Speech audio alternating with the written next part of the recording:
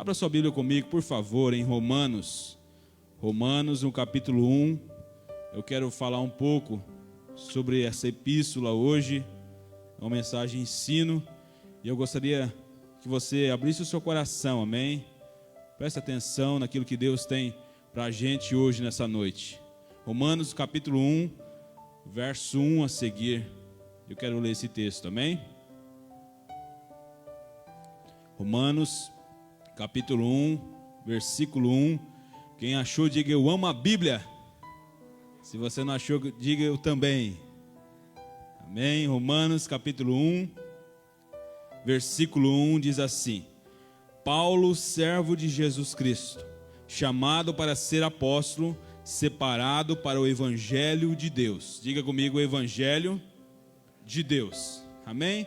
Feche seus olhos, por favor. Pai, obrigado, Jesus, pela Tua palavra, Senhor, que é viva e eficaz e que é capaz e poderosa para transformar, ó Deus, a vida do ser humano e, através do Seu Espírito Santo, convencer ele do pecado, da justiça e do juízo.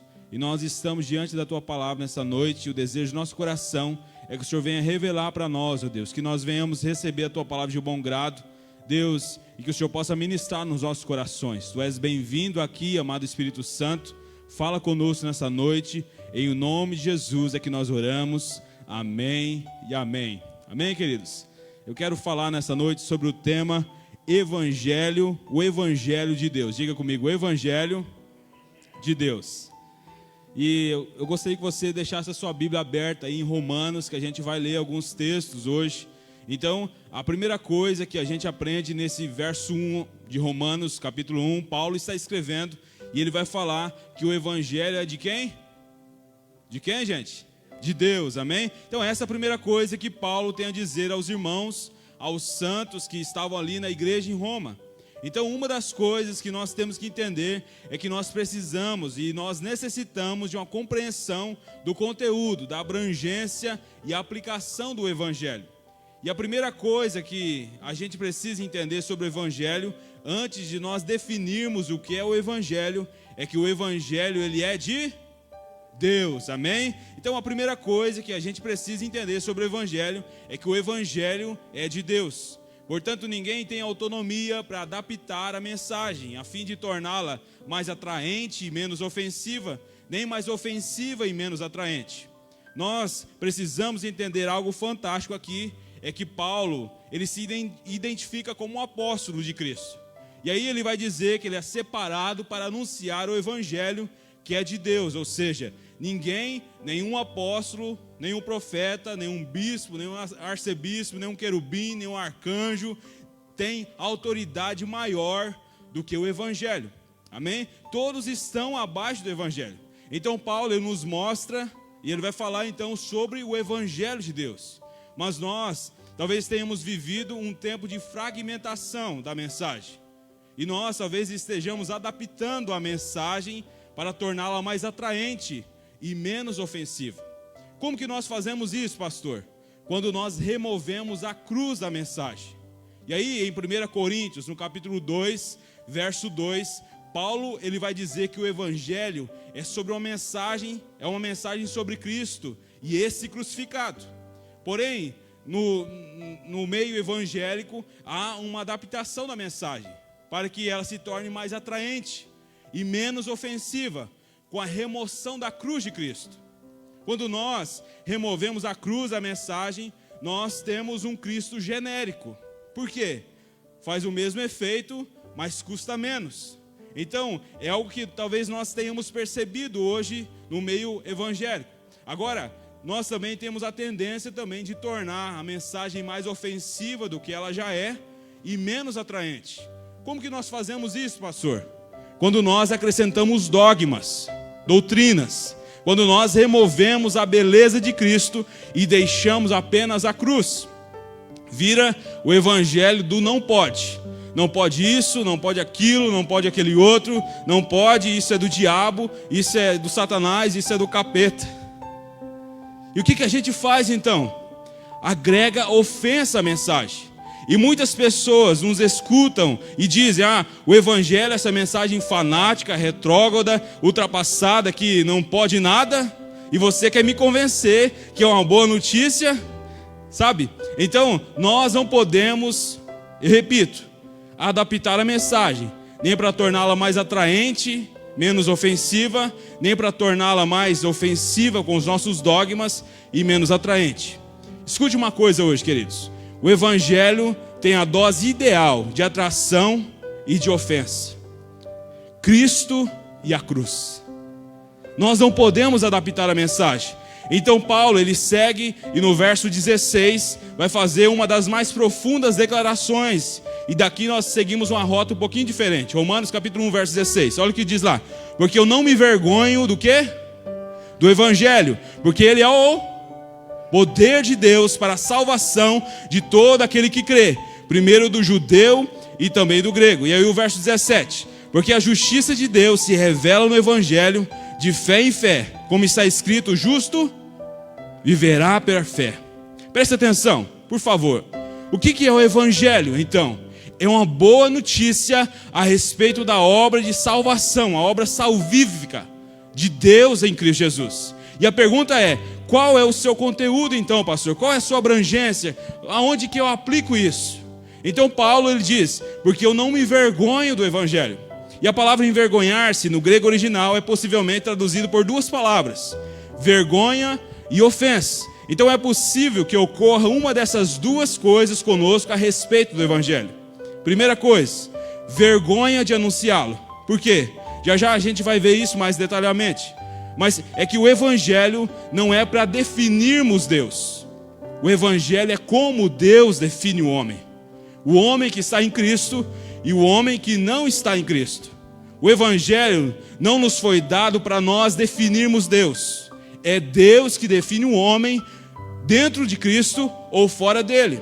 E muitas vezes corremos o risco de nos envergonharmos de proclamarmos o Evangelho. Por quê, pastor?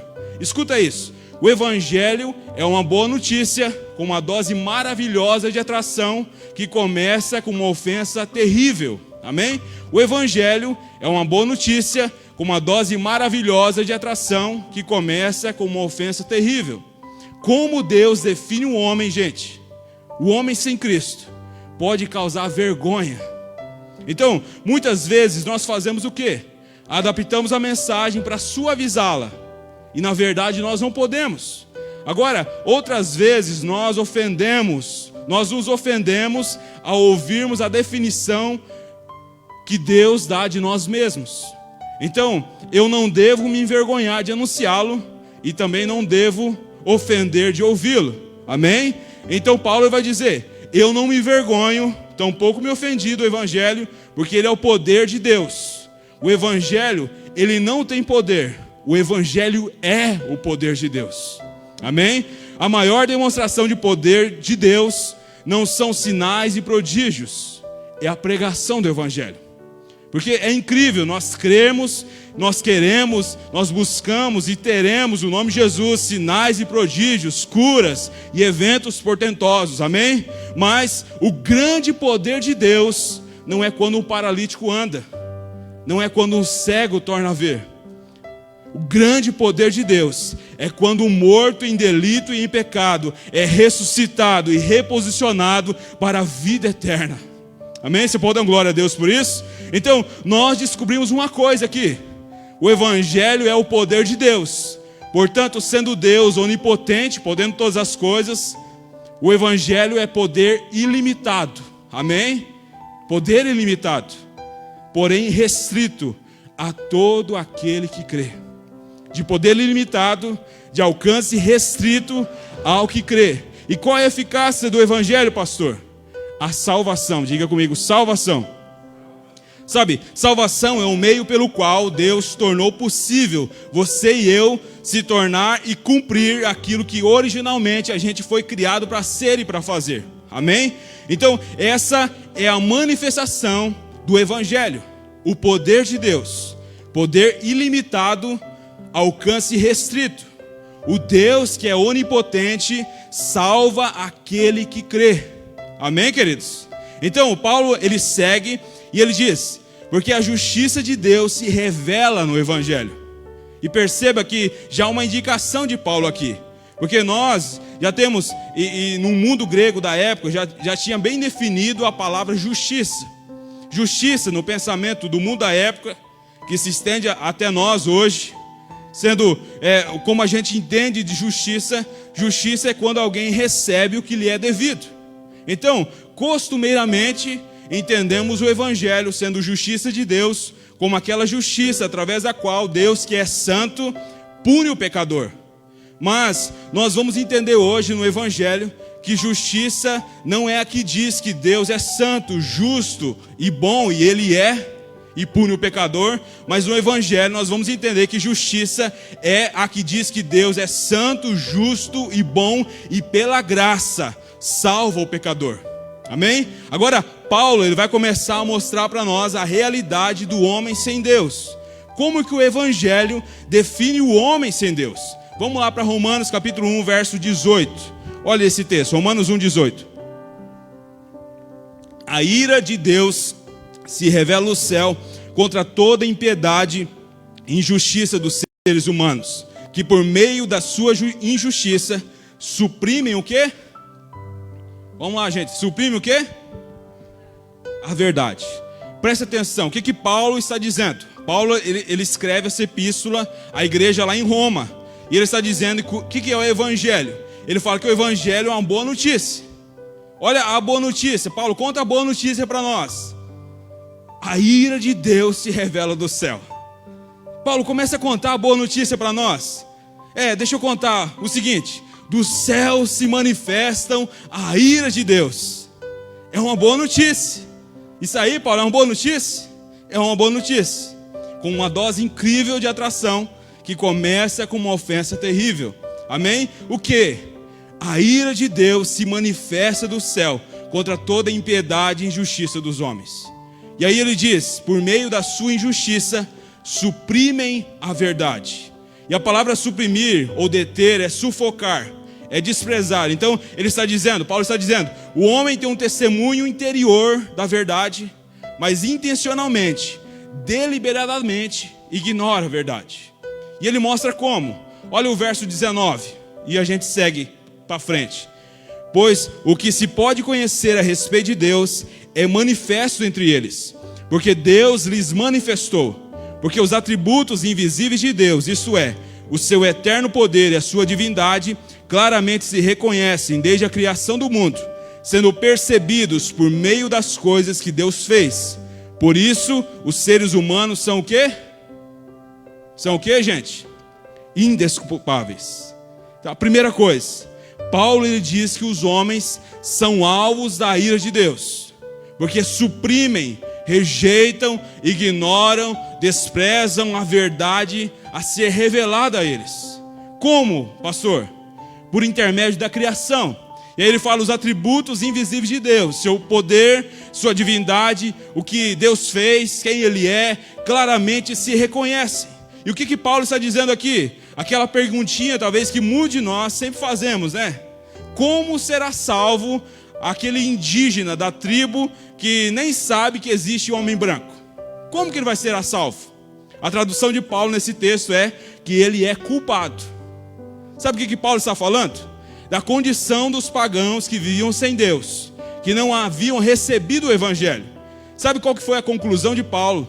São culpados, porque suprimem, rejeitam, abafam o testemunho da verdade. Porque todos os dias, quando o sol nasce, eles têm um testemunho de quem Deus é e do que Ele fez, mas ignoram. A própria criação atrai o homem para Deus. Os atributos invisíveis, preste atenção no versículo que a gente acabou de ler. Os atributos invisíveis de Deus claramente se reconhecem. Não é uma coisa embaçada, que você precisa de um óculos assim para enxergar, sabe? Não é um negócio oculto. Não é algo que tem que ser interpretado.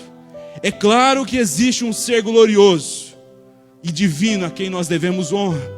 Mas o homem, no contexto de Paulo, o ser humano, o pagão que nunca ouviu a mensagem, deliberadamente suprime, detém. Portanto, Paulo está dizendo que ele é indesculpável. Agora, se tal homem, gente, nessa condição, é indesculpável diante de Deus, sem nunca ter ouvido uma pregação lá no nosso canal do YouTube, né, da IBN Carapó. O que dirá de mim e de você, meu irmão? Que domingo após domingo, nos últimos 10 anos, escutamos sobre o Evangelho. Amém? Agora escuta algo. Paulo continua mostrando a condição do homem sem Deus. O Evangelho é como Deus define o homem. Agora vamos para frente, Romanos capítulo 1, verso 21. Porque, tendo conhecimento de Deus, não glorificaram como Deus, nem lhe deram graças. Pelo contrário, se tornaram nulos em seus próprios raciocínios, e o coração insensato deles se obscureceu. Preste atenção, o coração se obscurece, o coração se endurece. Preste atenção, por quê? Porque eles rejeitam a verdade. Então, a ignorância não causa dureza de coração. Dureza de coração é que causa ignorância. Ah, mas eu não sabia que isso era pecado. Não tem problema. Mas a dureza de coração, a supressão da verdade, causa obscurecimento. Então Paulo, ele continua no verso 22 agora. Ele vai dizer assim, ó, Romanos 1, 22. Dizendo que eram sábios, se tornaram o quê? Tolos. Verso 23. E trocaram a glória de Deus, do Deus incorruptível, por imagens semelhantes ao ser humano corruptível, as aves, os quadrúpedes e os répteis. Por isso Deus os entregou a quê? A quê, gente? A impureza, pelos desejos do próprio coração deles, para desonrarem o seu corpo entre si. Então Paulo aqui está começando a listar como é que Deus define o homem. Qual é o juízo de Deus sobre o homem que suprime a verdade. E aí o verso 24 vai dizer para a gente que Deus o entrega à concupiscência, ou seja, ao desejo do seu próprio coração. O maior juízo de Deus não é a fome. O maior juízo de Deus não é o Covid-19. O maior juízo de Deus não é a espada ou perseguição. O maior juízo de Deus é entregar o homem, o ser humano, à sua própria vaidade. Permitir que eu e você sejamos conduzidos pela concupiscência, pela forte inclinação do nosso coração. Agora, voltemos um pouquinho no verso 16, por favor. Romanos 1, 16. Então, o Evangelho de Deus é o poder de Deus para quê? Para salvação, diga comigo, salvação. Agora Paulo ele diz, primeiro do judeu e também de quem? Do grego.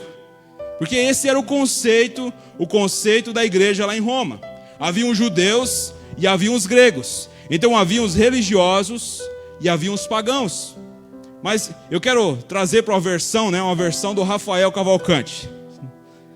Eu quero que você vai mudar aí a palavra judeu e você vai colocar evangélico. E aí você vai ler assim, ó. Porque é o poder de Deus para a salvação de todo aquele que crê, primeiro do evangélico.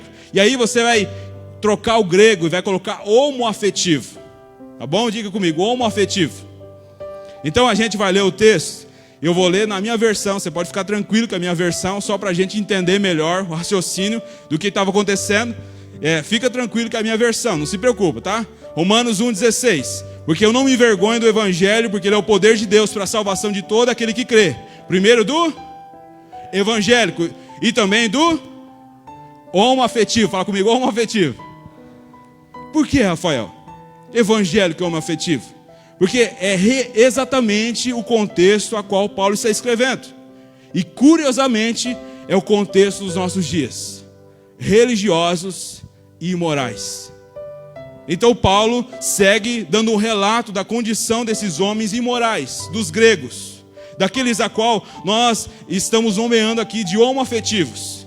Eu vou dar uma dica para você, sabe? Respira fundo, não deduz nada até eu terminar a mensagem, tá bom? Glória a Deus, amém? Então voltemos para o versículo que nós estávamos, verso 24, Romanos 1, 24.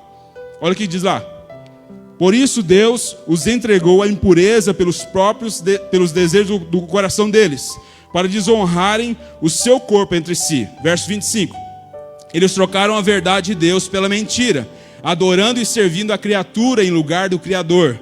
Por causa disso, porque rejeitaram, porque desprezaram, porque suprimiram a verdade, Deus os entregou às paixões vergonhosas. Porque até as mulheres trocaram o modo natural das relações íntimas por outro contrário à natureza. Verso 27. Da mesma forma, também os homens, deixando o contato natural da mulher, se inflamaram mutuamente em sua sensualidade, cometendo indecência, homens com homens, mulheres com mulheres, e recebendo em si a mesma punição do seu erro. Presta atenção, gente. Paulo aqui está definindo o mundo pagão, e ele mostra que o ápice da corrupção do homem é a tentativa do homem ser Deus, mudar a sua própria natureza. Então, o ser humano fala assim, eu não quero ser assim, eu quero ser de outro jeito, e eu reivindico então a divindade sobre mim e altero isso, porque eu não quero que nenhum Deus, em céu nenhum, diga o que eu tenho que fazer. Eu nasci no corpo errado, né? Agora, Paulo mostra o que é isso. Paulo mostra que isso é o juízo de Deus. Por quê? Porque o testemunho de Deus é claramente visto. Mas há aqueles que desprezam, que suprimem, até que deliberadamente fazem isso. Intencionalmente fazem isso. Constantemente fazem isso. Até que Deus os entrega a quê? Aos desejos do seu próprio coração. E onde é que chega, pastor?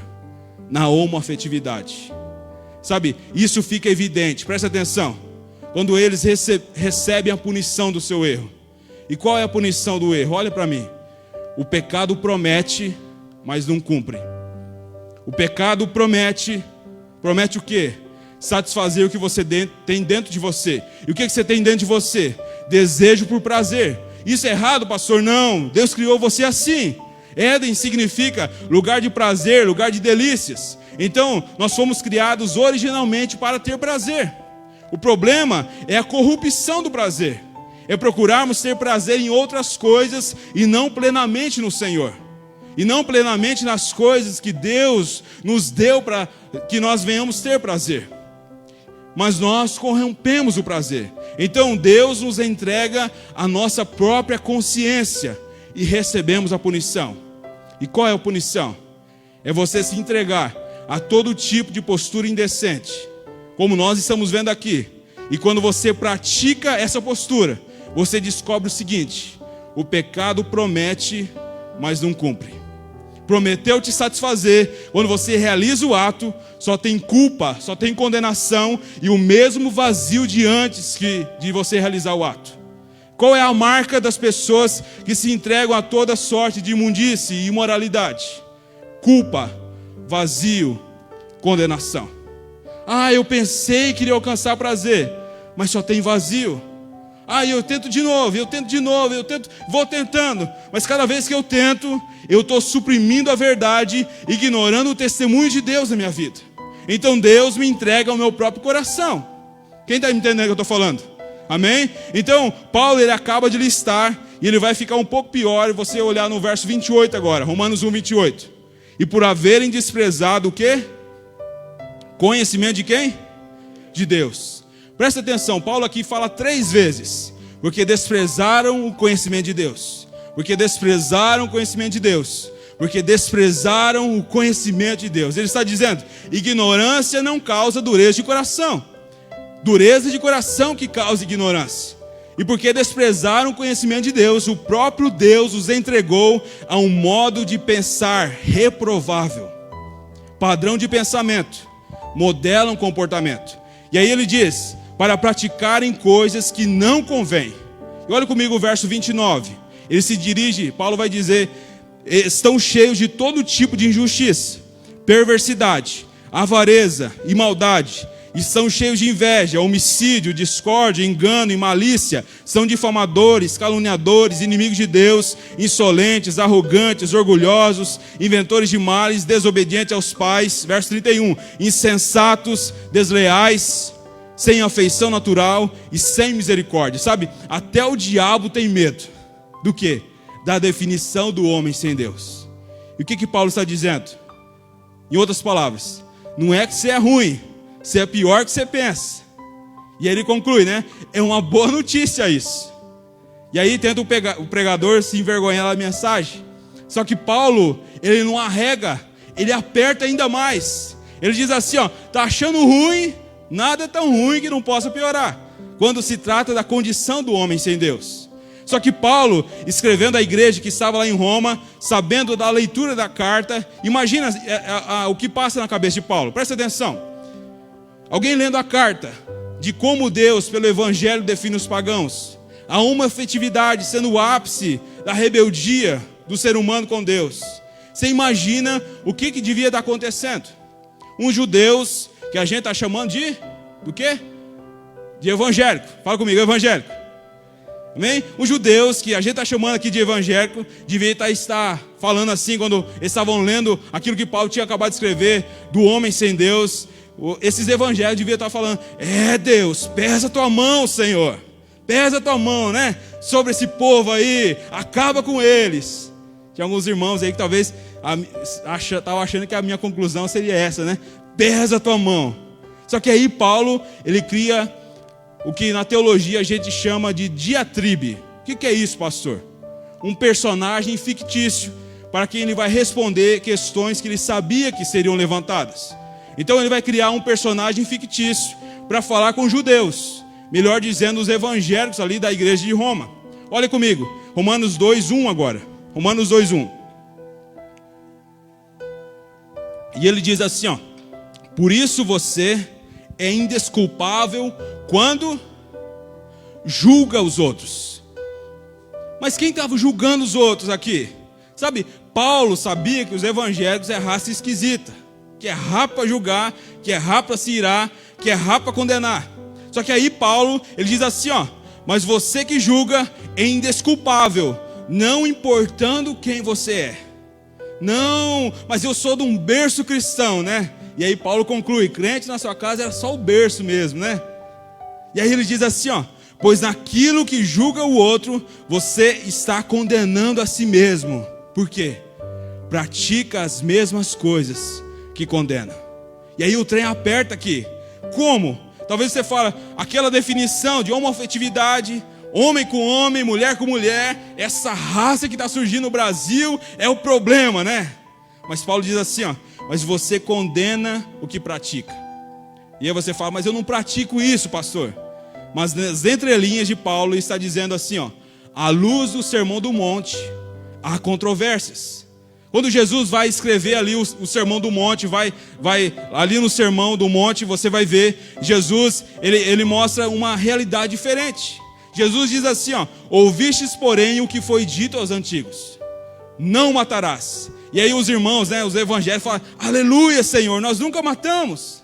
Só que aí Jesus diz assim, ó: eu, porém, vos digo, que se você irar, nutrir ódio no seu coração contra alguém, você se faz réu do mesmo juízo de alguém que cometeu o assassinato. Por quê? Porque quem mata, mata porque nutre ódio. E o evangelho trata o interior. Porque o evangelho não melhora ninguém, ele transforma as pessoas. Amém? O evangelho transforma. E aí Paulo vai dizer para nós: é melhor você olhar para o seu coração antes de você olhar para as suas próprias mãos. E ele conclui, né? Crentão, evangelicão. E sabe, queridos, isso gera uma postura de condenação. E é realmente deprimente quando nós nos colocamos a tal postura. E eu quero denunciar essa postura evangélica, religiosa, hipócrita, inconsistente da igreja evangélica de hoje em dia. Não dos nascidos de novo, não do povo nascido alto, não da raça nova de Deus, não do novo tipo de pessoas, dos evangélicos, dos religiosos. Aqueles que se proliferam aos milhares no Brasil, e na mesma medida que crescem a corrupção, cresce o caos, cresce a desigualdade, cresce os assassinatos. Por quê? Condenam aquilo que nós condenamos, aquilo que nós nutrimos. Ah, mas eu não tenho problema com a homoafetividade. É porque você tem outra opção sexual, só por isso. É porque você talvez não tem problema na área de moralidade sexual, mas o dinheiro mexe com você. E aí Paulo acaba de fazer o seguinte, queridos. Presta atenção, o que Paulo acabou de fazer. Ele diz assim, ó: ninguém vive de verdade à altura dos seus próprios padrões. Ninguém vive de verdade à altura dos seus próprios padrões. Sabe o que Paulo está falando? Mostrando que tanto o pagão quanto o religioso são culpados. Tanto o homoafetivo quanto o evangélico que confia em si mesmo e na sua bondade, na sua justiça, são alvos da ira de Deus. Quem está entendendo o que eu estou falando? Amém? E eu insisto com você: o evangelho é uma boa notícia, com uma dose maravilhosa de atração, que começa com a exposição horrível de uma ofensa. Evangelho de quem? De Deus. Certifiquemo-nos que nós não estamos adaptando a mensagem. E Paulo colocando um do lado do outro. Paulo não está convencido que a gente entendeu. E aí ele vai escrever Romanos, o capítulo 3. Vamos correr um pouquinho. Olha o que vai acontecer agora. O pecado atingiu todos os homens, em todas as esferas da vida. A ação, a emoção, a razão, a vontade. Todas essas áreas foram afetadas pelo pecado. E aí Paulo passa a externar e a mostrar uma coisa. Preste atenção, escuta isso. Tanto pagãos quanto religiosos são culpados. Ok? Amém? Agora, ele não está dizendo que ser desonesto é, por exemplo, ser o mesmo que um pedófilo. Porque isso seria a relativação do pecado. Obviamente que pedofilia é extremamente mais grave, mais danoso do que você criar mecanismos de desonestidade, sonegar impostos, por exemplo. Paulo não está dizendo, não, todo mundo está no mesmo barco, seja o que Deus quiser. Não, ele está dizendo, essas coisas são gravíssimas e causam danos muito piores, sem dúvida. Mas legalmente, diante de Deus, todos estão na mesma condição. Quer libertinos, quer religiosos. Paulo não está dizendo que é a mesma coisa. Ele está mostrando a condição legal do homem diante de Deus. Qual é, pastor? Culpado. Sabe, embora nem tudo que fazemos seja inteiramente pecaminoso, nada do que fazemos é completamente intocado pelo pecado. O que Paulo está dizendo? É que não é que tudo que você faz é inteiramente pecaminoso. É que tudo que você faz foi afetado pelo pecado. Então Romanos, no capítulo 3, verso 9, Paulo vai dizer para a gente, ele segue no seu raciocínio de forma implacável aqui. Olha só, nada é tão ruim que não possa piorar, quando se trata do homem sem Deus. Se você achou ruim até aqui, a definição de um pagão, de um religioso, Paulo ele segue, olha o verso 9. Pois, diz assim, pois que, o que se conclui? Temos nós alguma vantagem? Nós quem? De quem que Paulo está falando? Os judeus, os religiosos, os evangélicos. Não, Paulo conclui, de forma nenhuma, pois já temos demonstrado que todos, tanto religiosos, quanto os evangélicos, tanto quanto homoafetivos, estão debaixo do pecado. Olha o verso 10. Lembra, ele não está dizendo assim, que tanto faz pecar. Ele está dizendo que legalmente a condição de um homoafetivo, de um religioso que confia em si mesmo, é igual diante de Deus. Olha o verso 10. Como está escrito, não há justo nenhum sequer. Então eu repito para você, o que Paulo está dizendo aqui? Diante de Deus, ninguém é legalmente justo. Não significa que somos todos, não significa que somos tão pecadores quanto todos os homens. Significa que a nossa condição legal diante de Deus, quer religiosos, quer não, é igual. Pecadores. Preste atenção, imagine comigo, duas nadadoras. E elas decidem entrar num campeonato. E esse campeonato, elas tinham que sair lá da Baía de Santos, em São Paulo, e nadarem até o Japão. Imagina, quantos acham aqui que elas vão conseguir? Mas pensem que a nadadora amadora, ela pulou no mar. Tinha uma nadadora amadora e uma nadadora profissional. E a nadadora amadora, ela pulou no mar toda empolgada. E ela falou, não, eu vou chegar até o Japão, né? Ela pula no mar toda animada e ela começa a nadar. E ela nada 1 quilômetro, 2 quilômetros, 3 quilômetros, 4 quilômetros. E aí, ela nadou 4 quilômetros, ela cansou. Se afogou, morreu, deu ruim, acabou o campeonato para ela. Agora, a nadadora profissional, ela pulou atrás. Passou um dia, passou 2 dias, passou 3 dias, passou 4 dias, passou 5 dias, passou muitos dias e ela está lá nadando. Chegou lá perto de 400 quilômetros. A primeira nadou quanto? 4. A segunda nadou quanto? 400. 400 quilômetros, ela se cansou, afogou e morreu. Olha para mim. Quem está mais afogado? Quem morreu mais? Entendeu o que Paulo está mostrando aqui, queridos? Talvez você fale, não, você. Efésios 2:1. Mortos em delitos e pecados. Ah, pastor, mas eu nadei 400 quilômetros. Mas afogou? Quem está mais afogado? Então ele diz assim, ó, legalmente, não há um justo sequer. Ele continua lá no verso 11, Romanos 3:11. Olha o que ele diz. Então ele diz, não há quem entenda. Preste atenção, não é ignorância que causa dureza de coração, é dureza de coração que causa ignorância. Não há quem entenda o que, Paulo? Não há quem entenda, quem compreenda, não há quem aceite a real condição, a real definição que o Evangelho dá do homem sem Deus. Ninguém aceita esse absurdo. Por quê? Porque não é que é ruim, é pior que você pensa. Então Paulo diz assim, ó, não há quem entenda. E ele diz assim, ó, não há quem busque a Deus. Querido, se você está aqui e você está em Cristo, a boa notícia é que você só está aqui porque Deus buscou você. Amém? Você pode dar uma glória a Deus aí? Sabe, porque Deus os buscou. Ah, mas eu tenho buscado, pastor. Sabe, toda busca espiritual é controlada pelo egocentrismo. Você não está buscando a Deus, você está buscando o que você deseja de Deus. E Paulo está dizendo assim, ó, não há quem busque a Deus. Quando estamos na condição de pagãos, de imorais, de homoafetivo, de desonesto, de mentiroso, ou quando nós estamos com uma capa sobre isso chamada evangeliquez. Paulo ele conclui, não há quem busque a Deus.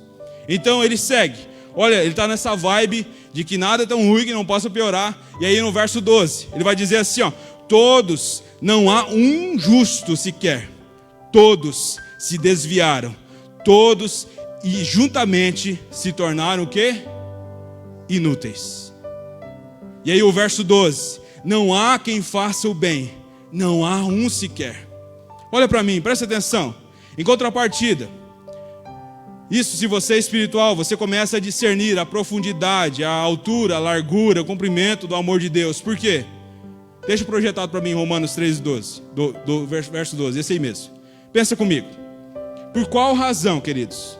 Um Deus que é autossuficiente em si mesmo, que não tem carência ou necessidade, nos salvou para ter uma relação, para nós termos uma relação com Ele, se sem Ele nós éramos inúteis. Sabe, Deus não tem crise de reconhecimento e nem de amor. Deus não estava lá no céu se sentindo mal e decidiu, eu vou salvar bilhões de evangélicos para colocar todos eles na minha frente, para ficar dizendo para mim, fortão, poderosão. Quanto tempo? Para sempre. Bonzão, né? Deus não disse, eu estava lá me sentindo aqui rejeitado. E Deus também não tem crise de amor. Por quê? Porque Ele tem um filho que o supre completamente em amor desde a eternidade passada.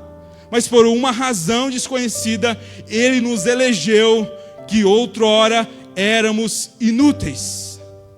E Paulo diz assim, por causa do seu beneplácito, o que é isso, pastor? O mais alto nível de prazer em Deus, por uma razão não explicada aos homens, Deus disse que quando nos tiver para uma relação, então Ele terá plenitude de prazer. Sabe, não se explica, apenas crê. Ele diz assim, não há quem faça o bem. E aí você fala, mas eu não sou assim. Eu não sou tão ruim assim, pastor. Eu faço bem. Eu ajudo lá os necessitados. Eu levo cesta básica para as pessoas carentes. Eu faço isso, eu faço aquilo. Sabe, queridos, olha o que Tim Keller disse em um dos seus livros. Olha o que ele fala. A principal diferença entre o cristão verdadeiro, entre o nascido de novo e não o evangélico que confia em si mesmo, um religioso, não é tanto a sua atitude em relação ao seu próprio pecado, mas a atitude em relação às suas boas obras. Ambos se arrependerão dos seus próprios pecados, tanto um cristão verdadeiro quanto um religioso, porque pecado é pecado. E ele conclui, mas só os cristãos nascidos de novo se arrependerão das obras erroneamente motivadas, ao passo que o religioso confiará nelas. Você está me entendendo o que eu estou definindo como evangélico aqui? Alguém que confia em seu próprio desempenho para a salvação e aceitação diante de Deus. Então fica mais claro, escute isso. Boa obra é qualquer ação que é feita exclusivamente para a glória de Deus, não para compensar e suavizar a sua consciência culpada, e nem para a sua autopromoção. Porque a gente está perdendo tanto o prumo da linha, que agora não tem nada que a gente faça sem registrar as nossas belas obras. Ah, vamos lá ajudar o solitário na rua, né? Vamos ajudar um morador de rua. Mas o celular tem que estar junto. E aí você pega e tira uma foto lá com o morador de rua, né? E escreve lá, hashtag, amando o morador de rua. Ô morador de rua, dá uma olhadinha, um sorrisinho aqui, né? Queridos, boa obra é qualquer ação que é feita exclusivamente para a glória de Deus, não para compensar o pecado ou para suavizar a sua consciência, nem para a sua autopromoção. George Whitefield, ele diz assim, ó, nossas boas obras equivocadamente motivadas são como pecados esplêndidos. Traduzindo, né? É um pecadaço, é um pecado mais glorioso. E aí você fala, mas isso é pesado, pastor. Isaías chama de trapo de imundícia. Sabe, George Whitefield, ele diz assim, ó, você precisa estar enjoado, não só do seu pecado, mas também da sua justiça, de todo o seu desempenho, da sua justiça própria, e o último ídolo a ser removido, a sua justiça própria é o último ídolo a ser removido do seu coração. Então Paulo, ele segue na lista e a gente vai correr, vai ficar um pouco mais esquisito. Romanos 3, verso 13 agora. Olha o que Paulo diz sobre o homem longe de Deus, o homem sem Deus. A garganta deles é sepulcro aberto. Com a língua enganam, veneno de víbora estão nos seus lábios. Sabe, linguagem pecaminosa é sinal de decadência espiritual. Uma boca igual a um sepulcro. Como tem sido o seu falar? Será que você tem, talvez, adaptado alguns palavrões, né? E colocado na sua boca? Olha o verso 14. A boca deles tem cheia de maldição e amargura. Paulo está falando aqui dos religiosos. Mas frequenta uma igreja, a boca é cheia de amargura, amaldiçoa, amargurado, joga a culpa em todo mundo, mas frequenta uma igreja. E aí o verso 15. Os seus pés são velozes para derramar sangue. Sabe, não sabe viver em comunidade. Está toda hora criando conflito, assassinando os irmãos no coração. Ah, eu perdoo fulano, mas eu não quero ver a cara dele. A solução de Paulo para o problema da igreja, que estava lá em Roma, para questões de consciência, que é o capítulo 14 vai falar para a gente, não é não, perdoe e não se vê mais. É perdoe e se alinha, aprenda a viver em comunidade. É você que é fraco de consciência, não condena aquele que tem liberdade. Você que tem liberdade, restrinja ela ao amor por causa do fraco de consciência. E aí Paulo continua, o verso 16. Nos seus caminhos há o quê? Destruição e miséria. Sabe, até o diabo tem medo disso aí. O homem sem Deus. O diabo fala assim, meu Deus do céu, quem que é esse povo que está vindo aí? E aí Deus fala, é o homem caído, é o homem sem Deus. Sabe por quê? Porque em contrapartida é verdade, gente. Porque o diabo não tem muita vocação para ser top, mas o ser humano tem. Sabe, e se o diabo perverter o curso, ele sabe que até ele vira fichinha perto do homem longe de Deus. Mas o homem que está em Cristo é diferente. Sabe como que Paulo termina essa epístola? Eu vou ler para você, Romanos 16, verso 20. Em breve, Romanos 16, 20. Em breve o Deus de paz esmagará debaixo de vossos pés Satanás. Amém? Sabe, não é Jesus, é a igreja que vai esmagar Satanás. Mas Paulo, ele não chegou nessa parte queridinha da carta ainda, que é a boa notícia, né? Mas é uma boa notícia. Vamos para frente. Romanos 3,17. Romanos 3,17. Eles não conhecem o quê? O caminho da paz. Resumindo, verso 18. Não há temor de Deus. É o resumo de tudo. Então, ainda, Paulo está inclinado a algo aqui. Preste atenção. Paulo, ele caminha para a sua conclusão. Ele está de maneira implacável, definindo toda a raça humana encerrada sob pecado. E ele nos posiciona diante do tribunal de Deus, onde a lei vai ser lida. E após a leitura da lei, toda a boca se cala. Ninguém se auto-justifica diante de Deus. Agora, olha para mim, os próximos versículos, verso 19 em diante, olha o que Paulo diz, verso 19. Ora, sabemos que tudo que a lei diz é dito aos que vivem sobre a lei, para que toda boca se cale e todo mundo seja culpável diante de Deus. Paulo está dizendo, todas as escrituras falam a respeito da condição do homem sem Deus. É dito com um único objetivo. Tudo o que as escrituras falam a respeito do homem sem Deus é dito com um único objetivo. Qual, Paulo? Cala a boca. Gente, e Paulo diz que isso é uma boa notícia. Por quê? Porque todos nós, incluindo eu, somos culpados. Quer religiosos, quer pagãos. Você viu como que é importante lembrar que o evangelho é de Deus? Você pode temer a cara dos homens. Não se envergonhe de anunciá-lo. Não se ofenda de ouvi-lo. Por quê? Porque ele é o poder de Deus para transformar todo aquele que crê. Bendito seja o nome do Senhor. Agora, presta atenção, queridos. Romanos 3:20. Porque ninguém será justificado diante de Deus por obras da lei, pois pela lei vem o pleno conhecimento do pecado. Próximo, a gente já está caminhando para o final, vai dar tudo certo, amém? 21. Mas agora, presta atenção, vem comigo aqui. Paulo traz toda a humanidade diante de Deus. Quer religiosos, quer pagãos, quer homoafetivos, quer evangélicos. Ele traz todo mundo na seguinte posição. Olha para mim, mãos para trás. Por quê? Porque ninguém tem obra nenhuma para apresentar diante de Deus. Boca fechada. Por quê? Porque não há nenhum argumento plausível diante de Deus. Cabeça encurvada. Por quê? Porque Ele é Deus e nós somos culpados. Como que Paulo traz toda a humanidade diante de Deus, pastor? Sabe, por que ele faz isso? Para dar uma boa notícia. Olha o verso 23. Ele passa a última mão no verniz, só para ver se a gente, só para ter certeza, né, se a gente entendeu. Olha comigo, lê comigo lá, Igreja Batista Nacional, Romanos 3:23. Pois todos pecaram e carecem do quê?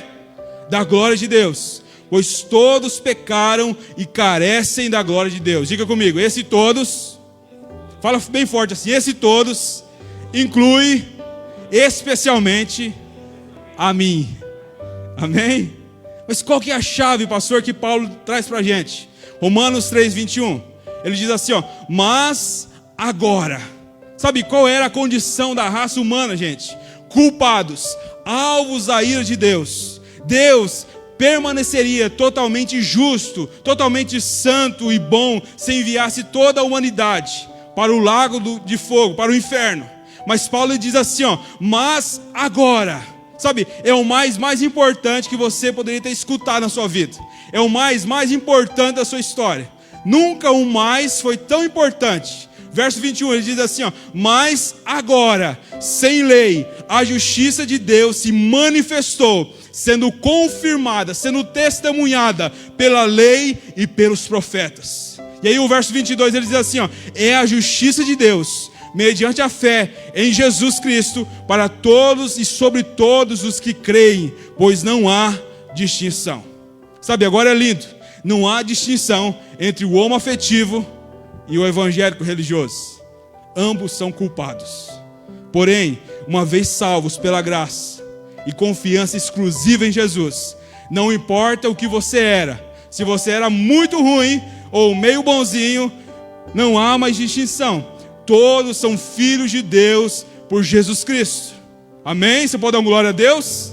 Agora ele termina dizendo, verso 24, sendo justificados gratuitamente por sua graça, mediante a redenção que há em Cristo Jesus. Graça que redime, redenção, libertação de alguém, mediante pagamento de dívida. Paulo diz assim, ó, sabe, toda a lista anterior, os pagãos, os religiosos, ela é riscada, apagada, para todo aquele que crê em Cristo Jesus. Bendito seja o nome do Senhor. E a gente vai apontar para a reta final, presta atenção. Como a justiça de Deus chega até nós? Como que a justiça de Deus chega até mim, pastor? Em primeiro lugar, por meio da fé em Jesus Cristo, para todos os que creem. Segundo, não pode chegar pelos meus méritos. Nossos atos nos condenam. Terceiro, chega gratuitamente. A palavra grega para gratuitamente quer dizer sem motivo. Sem motivo no que diz respeito a nós. Deus tem um motivo. Charles Spurgeon, ele fala uma coisa mais incrível que eu já li sobre a eleição. O texto mais incrível que eu já li, eu quero compartilhar com você sobre a eleição. Charles Spurgeon escreve assim, ó: eu creio na doutrina da eleição. Na verdade que Deus me escolheu e eu não. Porque se Ele não tivesse feito, eu certamente não teria feito. Spurgeon, ele diz assim, ó, ele continua: e eu creio que Deus me escolheu antes do ventre da minha mãe, porque após isto, certamente Ele não teria feito. E aí ele diz assim, ó: eu creio que Deus me escolheu por razões desconhecidas para mim mesmo, porque eu nunca encontrei em mim razão alguma para que justifique eu ser tão amado dessa forma. Então, nós entramos e percebemos uma chave aqui, queridos. Misericórdia é quando eu não recebo aquilo que eu merecia. Juízo. E o que é misericórdia, pastor? É quando eu e você não recebemos aquilo que nós merecíamos. E o que nós merecíamos, irmãos? Juízo. Graça é quando eu recebo aquilo que eu não merecia. Justiça de Deus. É quando Deus, por sua graça, me chama de justo. Não apenas não traz seu juízo sobre mim, a sua ira sobre mim, mas Ele muda o meu status e diz que em Cristo eu sou justo, eu sou justificado por meio de Cristo Jesus. Então Paulo vai fazer uma coisa que a gente vai concluir, eu quero mostrar para você. Ele vai chamar para testemunhar isso 2 homens importantes, para que aqueles que confiam em si mesmos entendessem. Romanos 4, já estou concluindo, Romanos 4, verso 1. Olha aqui que Paulo chama para conversa. Que diremos então a respeito de quem? De Abraão. Não vou ler o restante do texto, mas ele vai explicar o seguinte, olha o que Paulo faz.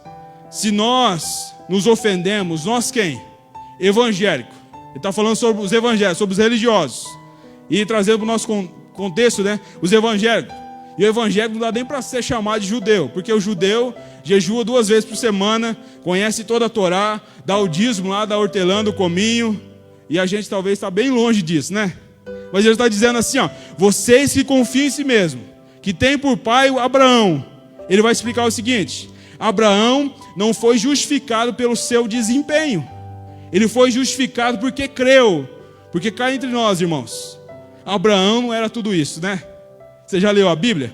O Abraãozão lá, ele pegou a empregada, mentiu lá para o Abimeleque. O que Paulo está dizendo aqui? Ele está suavizando o pecado? Não. Ele está dizendo que Abraão estava num processo de transformação. Só que Deus o escolheu, sabe? Deus escolheu Abraão quando ele ainda morava lá em Ur dos Caldeus, lá na Babilônia. E sabe o que Paulo está dizendo aqui, meus irmãos? Paulo está falando, o nosso pai Abraão, ele era um pagão, alvo da ira de Deus, e Deus, por sua soberana e livre escolha, o chamou. Sabe, Abraão não tinha motivo nenhum nele que justificasse o chamado dele. Mas Deus o quis para uma relação e para fazer dele um povo por meio do qual uma luz brilharia no planeta Terra. Amém? Amém, queridos? Estão comigo aí? Sabe, Paulo, não satisfeito em chamar o patriarca Abraão de testemunha, ele chama outra pessoa que entende de misericórdia e de graça também. Olha o que o Paulo vai chamar: o principal rei de Israel. Romanos 4, 6. Olha o que ele diz lá. É assim também que Davi, fala comigo, Davi. E aí quando a gente fala de Davi, né, a gente já lembra, o adorador por excelência, Davi, né, o verdadeiro adorador. Mas não era isso que Paulo quer lembrar de Davi aqui. Não é que ele fez um tabernáculo, não é isso. É outra parte da história de Davi que Paulo está relembrando. Deixa eu testemunhar com você aqui, com o patriarca e com o nosso principal rei. Olha o que Davi ele declara, verso 6. Davi declarou: bem-aventurado aquele a quem Deus atribuiu justiça, independente do que? De obras. Davi disse, e será que ele sabia o que ele dizia, né? Olha o verso 7. Bem-aventurados aqueles cujas transgressões são perdoadas e cujos pecados são cobertos. Sabe, deixa eu te lembrar rapidamente, e aí a gente vai ler Romanos 5:1 para a gente caminhar para a conclusão. Presta atenção, para ver o quanto de justiça própria tem em nós. Você lembra da história de Davi? Davi, ele faz o que era mal aos olhos do Senhor, e aí o profeta Natã vai lá ter um encontro com ele. E o profeta fala: ô Davi, ô meu rei, eu preciso conversar com você. E aí o Davi fala para o profeta Natã: fala, meu profeta, fala aí, o que você precisa? Seguinte, meu rei, tinha um homem que tinha 1 milhão de ovelhas, e tinha outro homem que tinha apenas uma ovelhinha. E você acredita, meu rei, que aquele que tinha 1 milhão de ovelhas pegou a ovelhinha daquele que só tinha uma, e não bastando pegar a única ovelhinha, matou o dono da ovelha? Sabe o que a Bíblia diz? O furor de Davi se acendeu assim, e ele diz assim, Davi vai dizer para o profeta: tal homem deve ser condenado, deve pagar por isso. E aí Natã conclui: é você, Davi, você esse homem. E sabe qual é a evidência do quanto de justiça própria tem em você? É quando você ouve sobre a queda de alguém, a velocidade que você se levanta para condenar, denuncia o quanto você confia em si mesmo. Mas então, Davi, ele se quebranta, é restaurado por Deus, é reposicionado. E aí no capítulo 5, Paulo vai falar sobre os frutos de alguém que é justificado. São 5, eu quero falar apenas de um, que não vai dar tempo de falar dos outros, para estimular você a percorrer as Escrituras. Olha o que diz Romanos 5:1. Olha, Romanos 5:1. Justificados, pois, mediante a fé, temos o quê? Paz com quem? Com Deus. Primeiro fruto da justificação. Paz com Deus. Escuta isso. Isso é incrível. Porque quando nós pecamos, quando o homem pecou, ele se constituiu inimigo de quem? De Deus. Sabe qual que é a origem do pecado? A reivindicação de autonomia. Sabe o que é o pecado? Reivindicar a autonomia. O homem diz: eu não quero me submeter a você, Deus. Então, ele se constitui inimigo de Deus. Por quê? Porque o único que tem autonomia é Deus, e Deus não divide a glória dele com ninguém. Então nós estamos em conflito com Deus. Agora, deixa eu só te explicar. Entrar num conflito com Deus significa só uma coisa, apenas uma. Qual, pastor? Como diz aquele ditado, né? O que é teu está guardado. Traduzindo, deu ruim. Mais tempo ou menos tempo, a ira de Deus cairá sobre você e te esmagará por completo. E qual que era a condição do homem? Inimigo de Deus. Mas Deus, por sua livre escolha, elegeu um povo para si. Disse que terá plena satisfação quando desfrutarmos de uma relação semelhante à que Ele tem com o Filho e com o Espírito Santo. Nos chama de justo e mostra as evidências da justificação. Queridos, paz com Deus é muito mais do que paz de Deus. Paz de Deus é algo muito importante, sim, mas paz com Deus é um novo status, sabe? Significa que agora não é apenas que você não é mais inimigo de Deus. Agora você é amigo de Deus. Lembra o que Paulo chamou para a conversa no capítulo 4? O patriarca Abraão. Aqui em Tiago diz assim, o Abraão foi amigo de Deus. Pelo seu desempenho? Não. Pela sua eleição e pela sua entrega diária. Abraão foi capaz de entregar tudo a Deus. E ele foi chamado de amigo de Deus. Olha para mim, gente. Deus não requer esforço, requer entrega. Amém? Você pode dizer para o teu irmão que está do lado aí? Deus não requer esforço, requer entrega. Agora presta atenção. A palavra que Paulo usa, ele diz assim, temos paz com Deus, em quem temos acesso. Esse acesso é quando alguém recebia autorização para entrar diante de um rei. É o termo que Paulo está usando aqui. Só que Paulo, ele vai dizer, por que eu estou firme nessa graça? Por que eu recebi esse acesso? É porque eu não entrei sozinho. Eu fui introduzido. Por quem? Pelo filho do rei. Ele chegou comigo diante do pai e disse, pai, esse aqui eu quero te apresentar, esse aqui, o meu amigo, pai. Não foi o que Jesus disse para a gente, queridos? Já não vos chamarei mais servos, tenho-vos chamado amigos. Projeta para mim Romanos 12. Por que Romanos 12? Porque é a conclusão de todo o raciocínio de Paulo. Qual que é a conclusão? Romanos 12, 1. Eu quero que você entenda como que Paulo chega em tal raciocínio para a gente encerrar. Romanos 12, 1. Portanto, irmãos, portanto o quê? Olha para mim. Se tudo que eu disse até aqui é verdade, sobre como Deus elege um povo por sua livre escolha, coloca sobre esse povo a sua graça e pelo sangue do seu Filho justifica esse povo e chama esse povo para uma relação de amizade. Portanto, irmãos, Paulo está concluindo, não restou uma coisa, só restou uma coisa.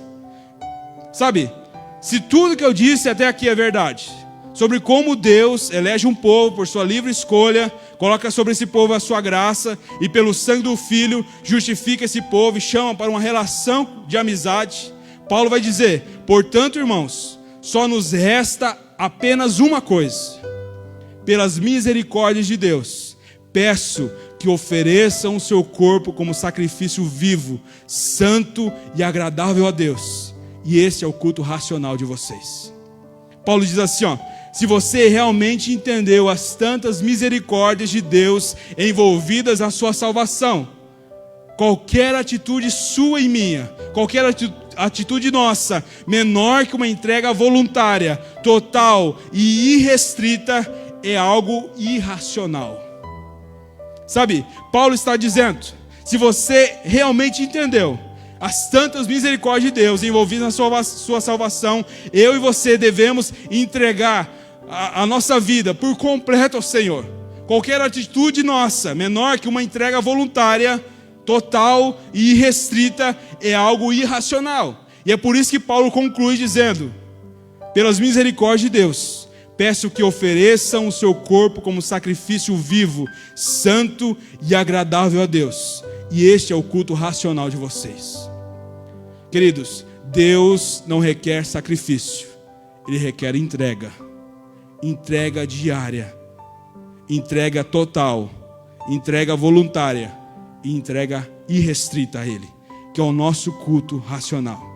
Sabe, se tudo que eu disse até aqui é verdade, sobre como que Deus elege um povo por sua livre escolha, coloca sobre esse povo a sua graça e pelo sangue do Filho, justifica esse povo, o chama para uma relação de amizade.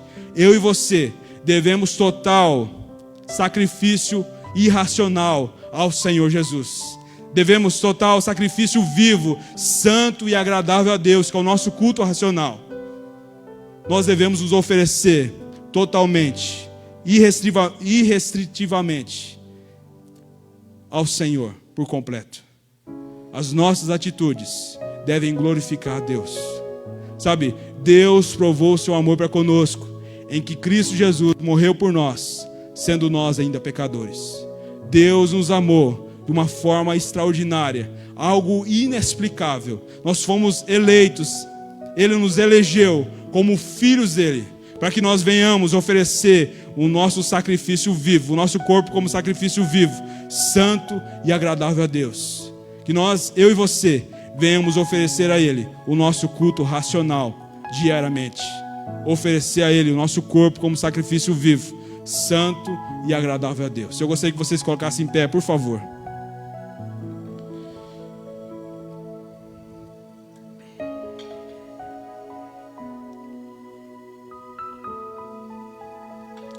Esse é o Evangelho de Deus. É a boa notícia que eu e você recebemos, de que mesmo estando mortos em nossos pecados e delitos, Ele provou o seu amor para conosco, em que Cristo Jesus morreu por nós, sendo nós ainda pecadores. O Evangelho é o poder de Deus para a transformação de todo aquele que crê. E eu gostaria que você fechasse seus olhos agora, por favor. Pai, obrigado, Jesus, pela Tua palavra, Senhor.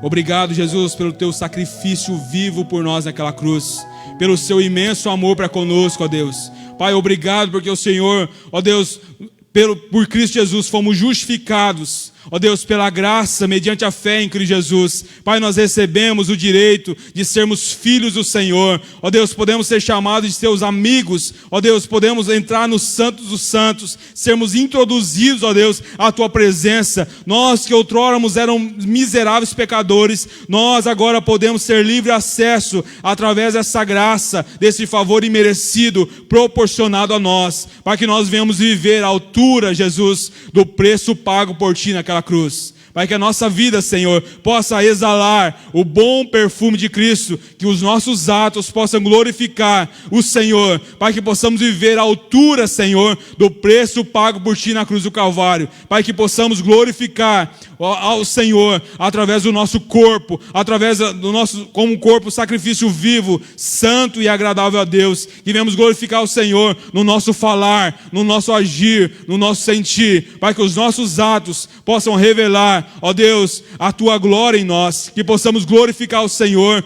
em todas as áreas da nossa vida, Senhor. Pai, crie em nós um coração, ó Deus, segundo o seu coração. Pai, que como Davi, Jesus, Pai, foi justificado pela fé, Senhor. Pai, que nós venhamos ser justificados também nessa noite, pela fé em Cristo Jesus. Pai, que como Abraão entregou tudo, Senhor, Pai, venhamos nos entregar totalmente, irrestritivamente, por completo ao Senhor, Deus. Pai, que a nossa vida, Senhor, possa ser, ó Deus, um referencial, Pai, por onde nós formos, para a glória e ó, louvor do nome do Senhor Jesus. Em nome de Jesus é que nós oramos. Amém e amém. Você pode dar um salve de palmas, Senhor Jesus?